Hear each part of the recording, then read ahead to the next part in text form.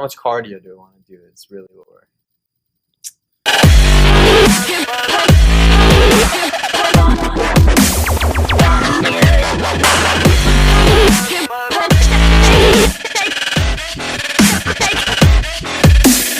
Hey guys, welcome to the StrongCast podcast. What's going on? I'm Justin. I'm Mark. This is Mark. We're doing some cardio.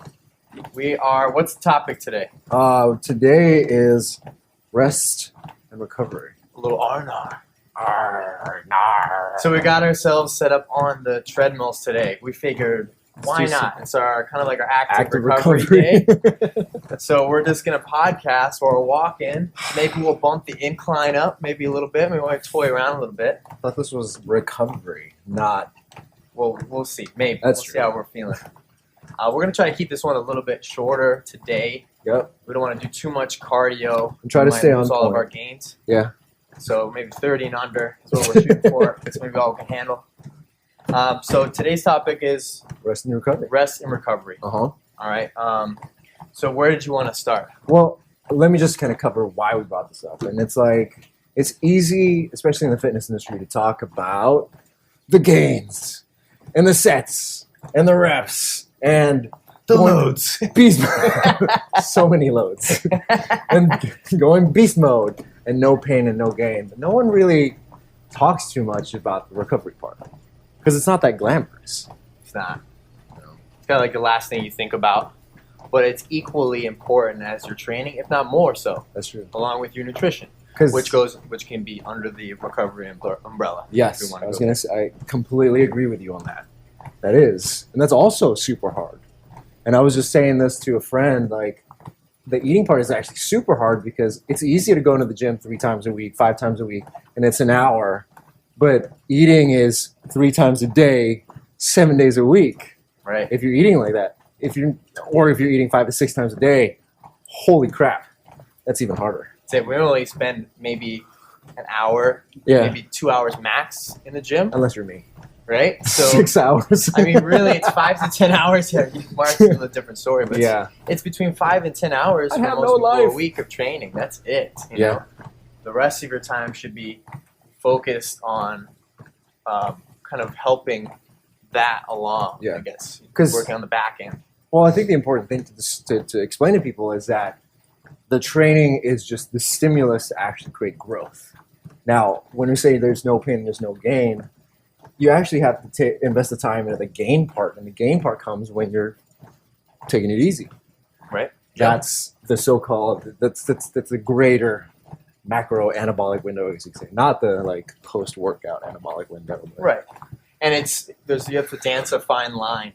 You'll find sometimes, and I'm sure you've noticed if you're training or working out really hard, you have a goal set in mind, and you're really working out hard. It's called overreaching. Mhm. Sometimes if you overreach too far for too long, then you can kind of get into that overtraining, which some people think is a. I mean, I really do think it's a thing, and then some people Yeah. say, "Oh, overtraining is total bullshit." But Yeah. you have to dance the fine line between recovery and pushing the limits. Yeah. There's actually a really good video by Chad Wesley Smith of Juggernaut Training Systems about the strength recovery adaptation principle. It's really in depth, and we're not going to necessarily cover that. We're just going to go over some more like practical stuff that you could probably do, just as like a basic primer, and then we could probably go over some deeper stuff Sure. as the StrongCast progresses. All right, so I have a few things I know I want to touch on. Where did you want to start? What do you Well, let's see. Sleep. Let's start with sleep. have? Okay, How about that? good. That's a big one, and that's easy enough. But I don't want to be a stickler for like specifics, but even with sleep, you get the standard 8 hours. Right, which not everyone gets. No, I certainly don't. I'm gonna Mark throw definitely myself. doesn't. He's up at No. 4:30 in the morning I throw myself under the bus on that on one. purpose. I'm trying to do a little bit better, but the thing with that is like with sleep, yes, it's 8 hours is a good standard, but also you have to consider that there's another hour tacked on to the start of that sleep because you actually have to down regulate. And I think this is where we can kind of cover something I recommended to you, which is the holy basil or Tulsi. Tulsi tea. Yeah. I drank some yesterday. after we got done working out. And, How'd that feel? I took a nap. Let's put it that way. Yeah. It kind of knocked me right out. I was really chill and mellow, and I was like, nap time, man. And I'm gonna give it a try on a more consistent basis because I'm pretty excited about this. Sometimes I have a hard time falling asleep. Take a little bit of melatonin. I think 3 milligrams is what I have.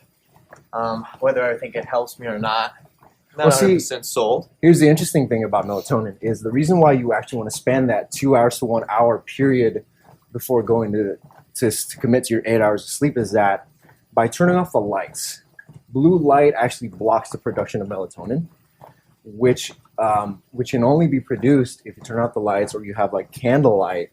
So if you're there on your phone or on your computer, watching TV, we're all guilty of this. Yep. I mean, exactly. I'm on my phone in bed. Yeah. Because you want to dumb out. Right. Yeah. Exactly. I want to check Instagram one more time. Ends up being 20 just minutes. Just in case that girl you've been hollering at finally slides you the DM. Just don't know. So what some people actually do is you can buy, like you can sell those people blue blockers? The blue blocker glasses. Yeah.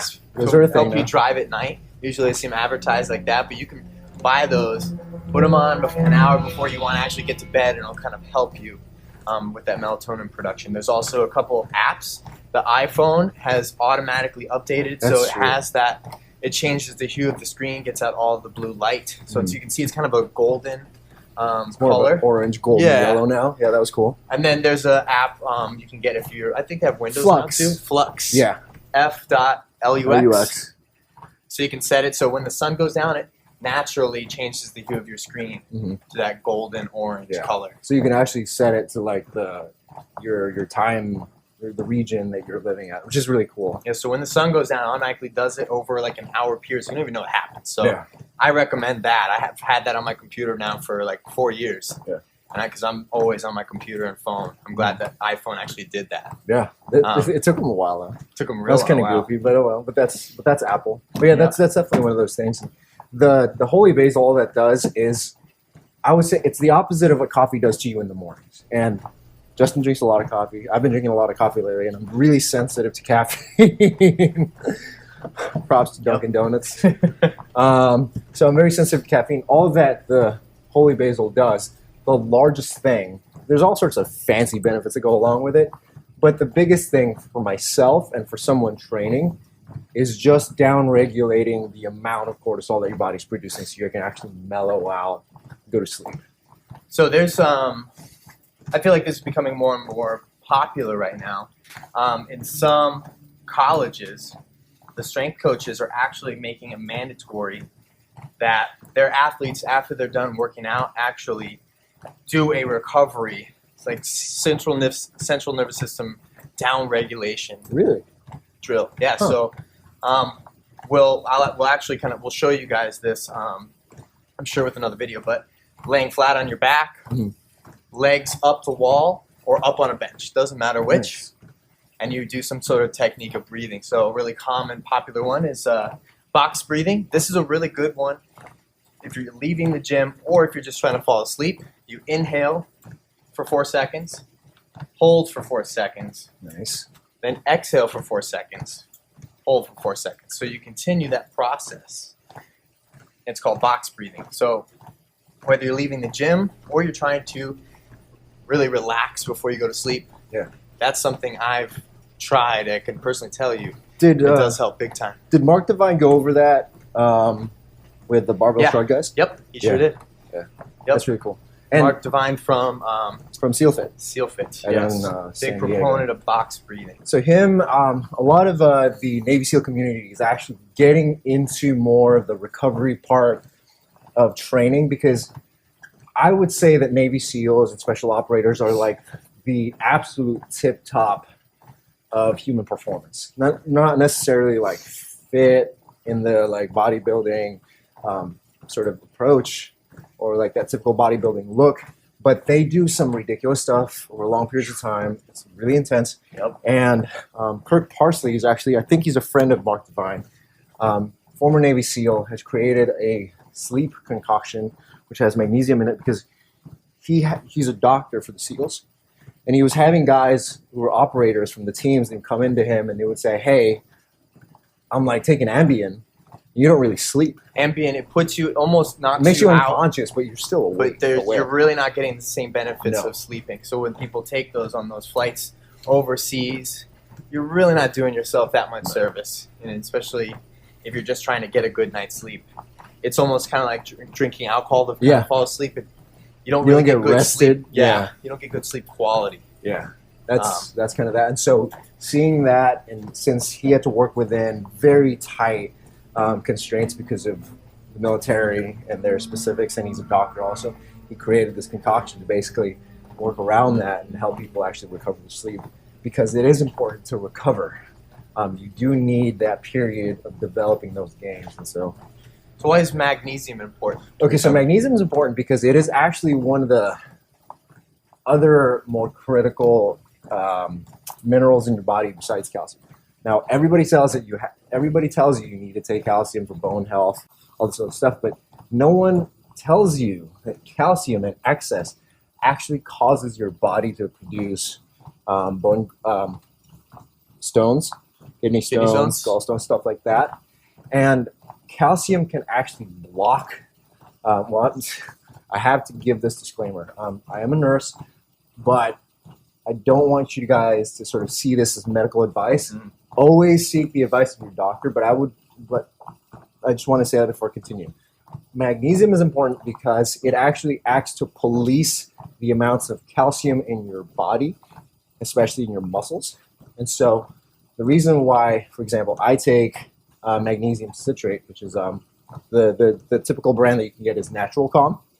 I take it because it relieves the tightness of your muscles.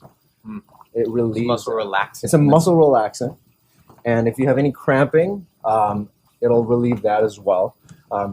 People say you can use it for restless leg syndrome, and also in the clinical sense, it's used as a shot directly to the heart. If your heart is spazzing, you're having sort of heart issues, they will use it in the operating room to calm your heart down because it will relax it. So this is important in terms of recovery, because what tends to happen is say you're doing max effort squats, you're generating this great amount of force with your muscles, and a lot of times, unless you actively pursue recovery, you're going to be stuck in that like really rigid, like your muscles are still tense and squeezing. So that's why I take that to relax my muscles. The tea, right? Yeah, and the tea. I think another really important thing is the sleep cycles. There's actually a website I've been using for a while, and I'll use it on and off. Yeah. But they go off. They say that a sleep cycle lasts typically about 90 minutes. Oh, 90 minutes. Sorry. 90 seconds to be quick. That's why I sleep so little. So what it'll do is you can go on there, you Google it, it's called Sleepy Time. So you go on there, there's two options. You can either say, I'm falling asleep now, or you can input the time that you want to wake up. And so let's say I want to be up at 7 o'clock tomorrow. I'll put that in there. It'll give me like 4 or 5 times that I could fall asleep. And what that's doing is it's counting back from that time in 90-minute cycles. It wants you to wake up in between the cycles. Because I don't know if you've ever woken up. I don't care if I've had well over 8 hours of sleep. I had 9 or 10.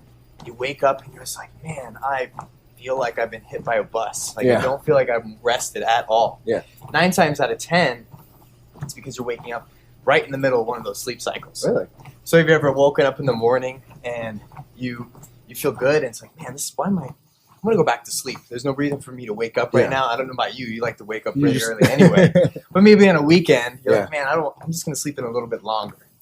When you wake back up, you slept another 2 hours, but you feel like shit. You should have just gotten up when you woke up naturally, right?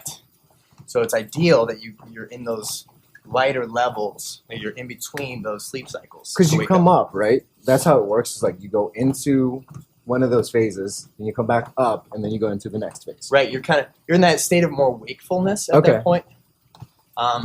REM is short for rapid eye movement. So when you're in those deeper, I guess it's in the brain, it's delta waves. I mean, I'm not going to dive that deep. I don't know it too well, but we're not doctors, like I said. Definitely not. But that's when your eyes are like twitching around and shit, and it's when you're in the deepest part of your sleep. And if your alarm clock goes off in between that, you're setting yourself up for a bad day. You're waking up and you're not feeling rested. So use the sleepy time and see if that makes a change for you. I think you'll really. So it gives you sort of a good series of windows so that you maximize the amount of and even cycles. It explains says, well, usually the average person takes around 15 minutes to fall asleep, so you want to be asleep at that time it recommends. So give yourself a little bit of extra time. Cool. And use those tips with no screens, no iPhone, something like that, but for an hour leading up to that. And it should help you fall asleep and get better quality sleep. Nice. So that's a really good tool I've used in the past. Gotcha. So, okay. Well, so the reason why did we even go into all of this stuff? Like, what was? Well, let me just explain my perspective. The reason why I brought this up the other day was because I was a little concerned because Justin was I felt like he was being overworked. You had a new work schedule. You're training out of here. You train every day. You were doing some 5Ks. You've done 2 5Ks thus far. Yep, never did a 5K before. And so for last week. That's a lot of stress to endure. And I want to clarify something for you guys. Like the stress that your body doesn't differentiate between good and bad stress. It's all stress. It's all stimulus. I actually want to get away from that phrase of the stress response, sort of fight or flight, because all it is a stimulus response. So if you're at a rave and you're super stoked because Skrillex is about to come on, or I guess if you're like at an old school like concert and CCR is about to come on and you're like super fired up and you got your jug going. Nickelback concert. Or Nickelback concert and you're excited because he's about to sing. That stimulus gets you fired up. It's coming from the same place. It's just the way that you see it. So if you're stuck out in the middle of the road and you break down and you're stressed out, or you're at that Nickelback concert and you're excited because they're singing your favorite song and it feels like they're singing directly to you about your photographs, it's the same stress. It's just the way that you take it. And given that 5Ks are awesome, fitness is awesome, new job is awesome, still your body needs that time to recover. And so being the motherly person that I was, like, here you go, Sonny, drink this tea. You bought me some tea. I bought him some tea. The Tulsi tea, I was really excited. I was going to get him a cozy and a blanket. We'll tuck him in the bed, but we're not there yet. Not quite. Yeah, but all of that is the reason why I sort of decided we need to talk about this, because not enough people really talk about this, especially lay people, just like your average day-to-day person is like, how do I go beast mode, bro? Like, what do I need to do? Like, sets, reps. And so that's the important part. You do have to recover. And I think that what you said about athletic like coaches and like legit like training departments are actually talking about this, because this is becoming more and more of a conversation amongst the high performance elite sports people and even like special operations people, because they're starting to cultivate that space between, let's say, movements, the ability to recover and take a breath so that you can maximally contract those muscles again in between, say, the reps, or in between innings, or in between football, sports, in between quarters. It's that ability to maximally go relax, so that you can put your all into the next quarter, the next inning, or the next round. You can even break it down into between those sets and reps. Yeah. As small as that. An interesting guy I want to bring up is Wim Hof. Wim Hof, where is he, from Iceland? Somewhere in one of those like northern European countries. He has a breathing method. I'm pretty sure he has some books. He does seminars. But he's one of these guys that jumps in like these frigid waters. Mm-hmm. Like he'll just cut a hole and just jump under the ice, and he can take a dip. He can take a dip, man. He can just hang out down there. I mean, he will walk in snow barefoot. The guy has no problem being cold. Didn't he climb Everest in like shorts and flip flops? I think so. I think that's what they said. Seriously.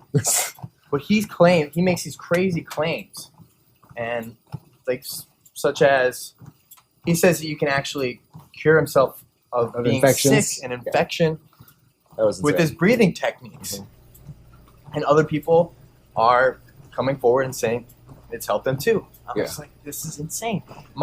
In college, I took a yoga class, and the instructor kept on harping the entire semester on how important breathing was for your nervous system, for your immunity, everything. It was kind of like, okay, all right, yeah, we got it. Breathe a little more. One of those cure-alls. But there's a lot more to it, I think. And I think that's kind of where the industry is going. We're going towards that stuff that people are thinking it's kind of like BS. Hippie, woo-woo. Like, Right, exactly. That's where things are going right now, you know? Yeah. It's very important, I think. Yeah. I just want to bring up Wim Hof. What else we got? I think, honestly, that covers everything. And I just want to wrap, at least on my end, the reason why it is all very important is because when you're trying to cultivate the heights of human performance, everything needs to be considered. So you can cut this out and say it's bullshit or whatever, but when you've got Navy SEALs talking about this, when you've got like high-level performance athletes doing Can't this ignore stuff, it. No. It's hard to ignore it. And unless you're like, just like, 30-something mom, 2 kids, it may not be that big of a deal to you because you're not pushing hard, but it may actually help you just in your day-to-day. Maybe Lead a better life. Yeah, Yep. absolutely. So why not consider? And who doesn't want to sleep more? I love napping. I'm with you there. We're going to nap after this. More than I'm likely. going to spoon so hard. So I would say that covers pretty much everything. This is going to be a pretty brief StrongCast, just something quick for you guys to nibble on. We got I got something special for Here the we end go. here. a would you rather question. Okay. That's it. This week's question is, would you rather smell like poop and not know it, or constantly be smelling poop that nobody else can smell? Smell like poop and not know it.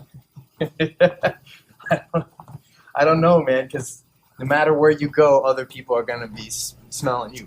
Like you just shit your pants. That's true. So, But I feel like there's a lot about your personality. What up? what up? Want to join us? I feel like there's so many things that in your personality that are like blind spots anyways that you don't notice. And as long as you walk confidently, Doesn't matter. it doesn't matter if you smell like shit all the Shit time. don't stink. It literally doesn't matter. What about you?